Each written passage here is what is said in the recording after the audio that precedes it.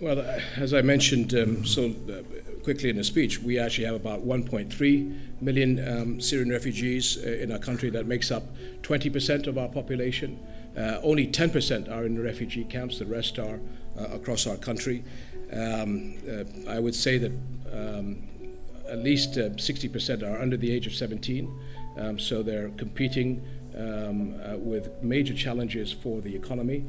How do we deal with this issue? The international community has been very supportive, but last year the aid that we got from the international community only covered 35% of the budget to cover the challenge of Syrian refugees. So the rest had to come from the Jordanian government. So 25% of the Jordanian national budget went to cover the difference. So every year we're borrowing more from the international banks, we're slightly more into debt. When a small trickle of refugees started hitting Europe, then there was a bit more sympathy, I think, to Jordan for what we were doing, let alone the challenges that you're facing now. But the challenge is we've gotten to literally saturation point. How many more people can we take? There are people who ask me in our country, we can't take any more. And we have 1.3 million people for a population of about 7 million. Like I said, if we would do it an example of Belgium, it's like you taking 2 million people in 5 years' time. My question is to a person who asked me that question, when a mother and a child come across the border, what are we supposed to do? Shoot?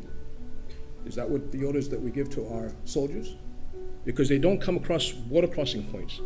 They come across no man's land where people are trying to kill them.